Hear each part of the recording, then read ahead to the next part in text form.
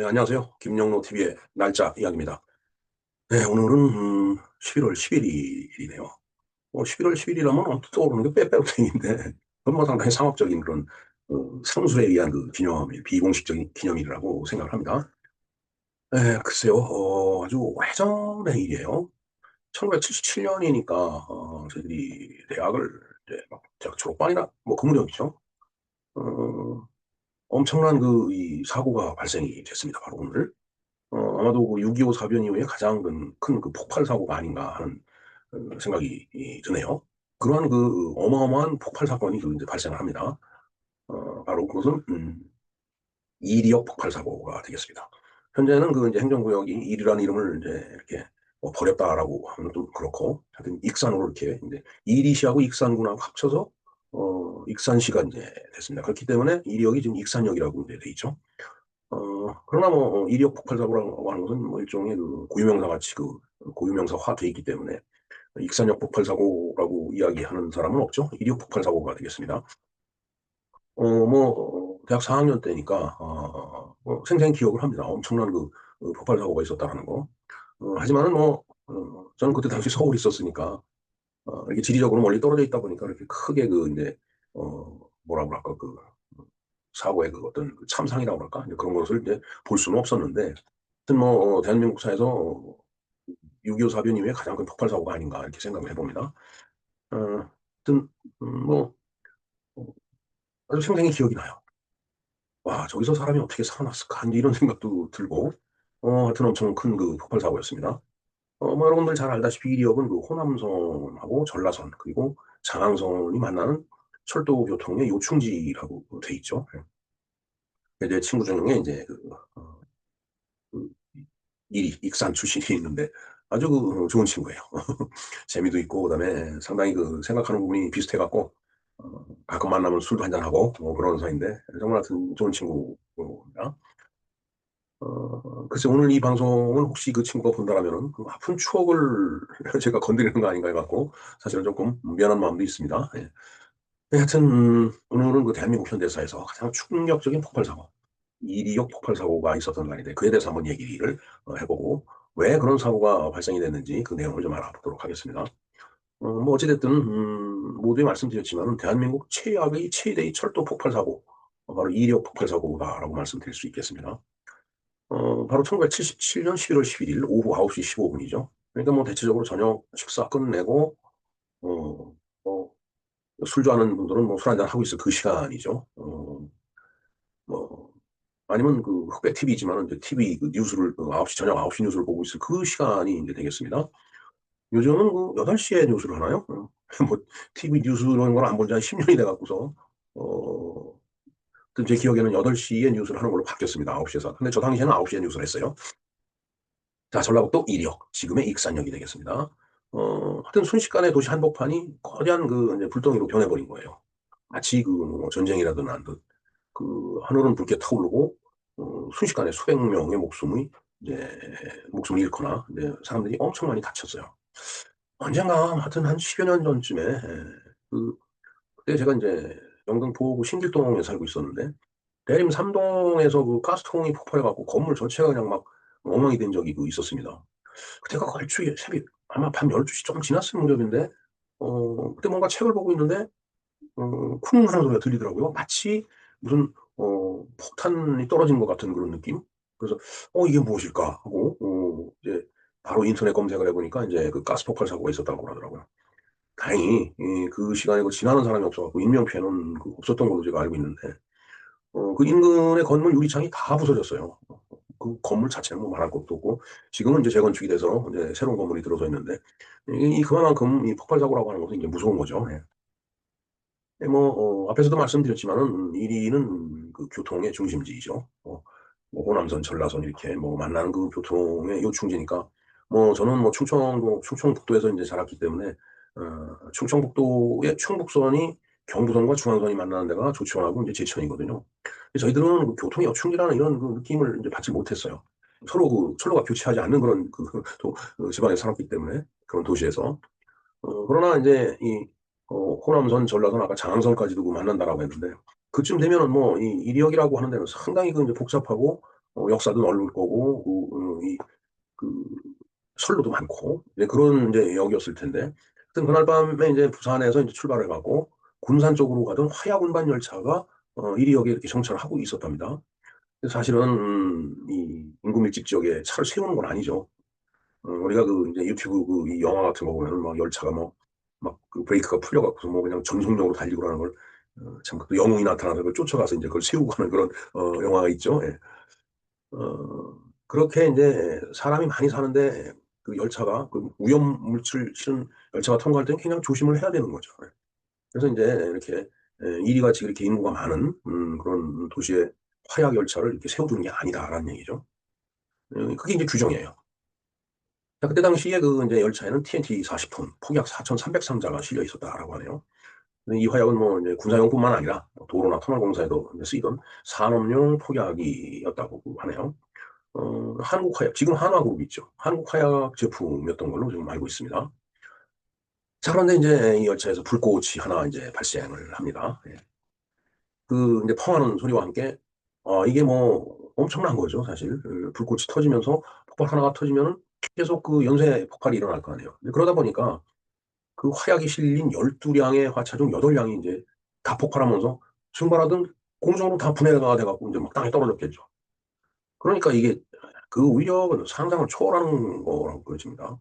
뭐 예를 들어서 나가사키나 히로시마에 그 원전 폭탄이 그 떨어졌을 때 뭐 수십만 명이 한꺼번에 죽을 정도로 그렇게 이제 엄청난 파괴력을 가졌는데 그것보다는 아니지만 그러나 진짜 오히려 6.25 사변 때도 이런 그 일회에 이렇게 많은 폭격이 터진 적은 없었을 것 같네요. 어떻게 보면 대한민국, 아니, 한반도의 한민족이, 자리를 잡은 이래, 단군이 나라를 여신 이래 가장 큰 폭발 사고가 아니었나, 이렇게 생각이 됩니다.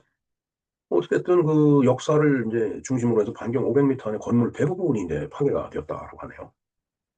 그래서 그 당시에 이제 현장을 목격한 사람들의 그 증언에 따르면 하늘이 새하얗게 번쩍이고 곧바로 모든 게 사라졌다. 그러니까 뭐 폭발하니까 그 폭발하면서 그 빛이 또 성광이 여간하였어요. 그러니까 하늘이 그 성광에서 진짜 하얗게 이제 보였겠죠. 그렇게 반짝이고 곧바로 터져버리고 나니까 모든 것이 이제 다 분해돼 갖고 치솟았다가 땅으로 떨어지니까 다 사라져 버린 거죠. 눈앞에 보이던 것들이 집이고 뭐 건물이고 뭐 열차고. 그러니까 이 뭐라 그럴까요?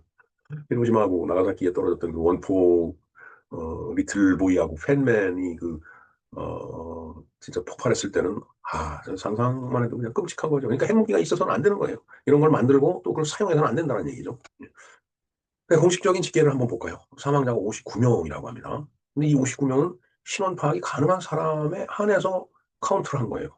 그러니까 뭐 시체가 뭐 그 구분도 안 되고 뭐 다 흩어지고 그러면은 이게 뭐 시체라고 할 수가 없잖아요. 그런 사람들은 파악이 안 된 거, 포함 안 된 겁니다. 그러니까 더 많은 사람이 죽는 거예요. 그리고 부상자가 1343명이 나오고 가옥이 1만 2천 채가 파손이 됐다고 합니다. 어마어마한 거죠. 폭발 하나에 그냥 1만 2천 채가 그 집이 파손이 됐다는 얘기는. 그 바람에 이재민이 1647세대에서 약 7,800여 명 정도가 그 발생을 했다라고. 5만 명 정도니까 뭐 참 어마어마한 폭발 사고죠. 그 중에 도시 전체의 3분의 1이 그 잿더미로 변했다. 뭐 저 정도 되면 뭐 도시가 사라진 거나 다름없죠. 정말 그렇게 얘기를 해도 과언이 아닙니다. 예. 이때 당시에 그 이리시 인구가 12만 명이었다고 하네요. 12만 명. 참 12만 명 중에 뭐 가옥이 1만 2천 채, 그다음에 이게 뭐 4인 가족 쳐도 3만 채 정도라면은 그야말로 3분의 1이 날라간 거네요. 하여튼 뭐 이 사고로 인해서 많은 사람도 죽었지만은 또 만여 명 가까운 그런 이재민이 이제 발생이 된 겁니다. 이게 왜 폭발을 했을까요? 물론 뭐 다 폭발을 하고 다 흩어졌기 때문에 참 조사하기가 어렵겠지만은 조사 결과 뭐 나름대로 이제 수사를 했겠죠. 조사를 하고. 그래서 이제 폭발의 직접적인 원인은 화약을 운반하는 그 화차에서 발생한 불꽃인데, 이게 사실은 이렇게 인구 밀집이 돼 있는 그런 그 도시역에 이게 장시간 그 정차 대기를 시키는 게 아닌데, 뭐 그때 당시에는 사실 그냥 열악하던 시대였죠. 사실 1977년이면 저희 대학 다닐 때인데, 진짜 지금 생각해 보면 그때는 명절 때 고향 가려면 진짜 뭐 이제 버스고 뭐 다 터져 나갈 정도로 그렇게 이제 열악한 그런 교통 환경이었었는데. 그러니까 이제 이 열차가 이렇게 제때제때 빠지질 못했는지 하여튼 여기에 정차를 장기 시간 그렇게 했던 모양이에요. 그러니까 이제 지금같이 전력 사정이 좋은 것도 아니고 그때다만 하더라도 이제 뭐 캄캄한 그런 상태더구나 석유 파도 막 있고 그럴 때기 때문에. 자, 그러니까 이제 그 이 열차를 호송하던 호송원이 깜깜하니까 어둠을 이제 좀 밝히려고 촛불을 이제 켜놨는데 그 촛불에 그 화염이 다이너마이트로 이제 옮겨붙었다. 그래갖고서 이제 폭발한 것으로 이제 최종적인 결론은 그렇게 지금 나 있습니다. 하여튼 뭐 이날은 그 화약운동 규정도 제대로 지켜지지 않았다 하네요. 사실 뭐 지금도 마찬가지지만은 뭐 무슨 사고가 나면은 뭐 매뉴얼이 있네 없네 따지고 매뉴얼이 있어도 매뉴얼대로 했네 안 했네 이렇게 따지고 아주 참 그대로 그 써있는 규정 그대로 지켜지는 게 쉽지는 않아요. 하여튼 그러나 이제 최대한 충실하려고 노력을 해야 되겠죠. 그러면서 어떤 인간의 어떤 그 이제 노하우 그런 걸로다 이제 이 뭔가 그 이제 문제가 발생이 되더라도 이제 익숙하게 처리를 해가면서 이제 문제를 발생되지 않도록 그렇게 이제 모든 일을 관리를 해야 되는데 뭐 이때 당시는 뭐 화약 실은 열차가 인구 밀집 지역에 정차해서 없도록 돼 있지만은 거기에 서 있었고 또 바로 통과를 시켜야 되는데 또 상당히 그 이제 장시간 정차를 그 이제 허용하고 있었는데 그게 또 그때 당시 관행이었다라고 합니다. 그러니까 규정은 그래도 아 이제까지 뭐 별일 없었으니까 무슨 뭐 일 생기겠어 하고서 관행적으로 이렇게 좀 몇 시간씩 세워놨던 것 같아요. 이런 것들이 이제 막 합쳐져 갖고서 그 이제 커다란 그 이제 폭발 사고가 된 거죠. 그러니까 이제 규정을 그 위반하고 관리를 부실하게 하고 하다 보니까 그렇게 발생된 인재다. 인재라고 할 수밖에 없죠. 이건 천재는 아니죠. 무슨 하늘에서 벼락을 때리는 것도 아니고. 그 하이니 법칙이라는 게 있죠. 커다란 그 하나의 사건이 터지려면 자잘구레한 사건이 어, 음, 2, 300개 이렇게 발생이 되고 그다음에 중간 정도 규모의 그런 사고가 뭐 한 1, 20개 터지고 그런 비율로 가다 보면은 이렇게 커다랗게 어마어마한 사고가 난다라는 그런 얘기예요.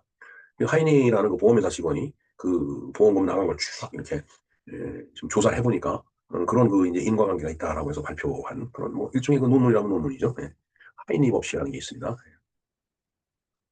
어찌됐든 폭발이 되고 난 직후 도시 전체는 아수라장이 됐죠. 뭐 이거 뭐 아비규 아니죠. 뭐 솔직한 얘기가 지옥이 따로 있겠어요. 진짜 엉망진창이 다 돼버리니까 뭐 전화가 되는 것도 아니고 전기는 끊어졌고 수도도 안 나오고 모든 게 마비된 거예요. 그러니까 이제 구조대가 이제 도착을 하겠죠. 외부에서. 이제 그 다친 사람들을 이제 뭐 이렇게 병원으로 옮기고 그다음에 죽은 사람 그 시신을 갖다가 이제 또 운구를 해야 되잖아요. 병원으로 어찌됐든 장례를 치르기 위해서 시신 수습이라고 하죠. 시신도 수습해야 되고 그다음에 부상자들을 또 병원으로 이제 이송도 해야 되고. 그러니까 이게 뭐 밤새도록 무슨 뭐 그때 당시에 장비가 뭐 변변히 있겠어요. 뭐 그러니까 119 이런 것도 없었죠. 그때 당시에는 119란 제도가 생긴 게 그 이후에요.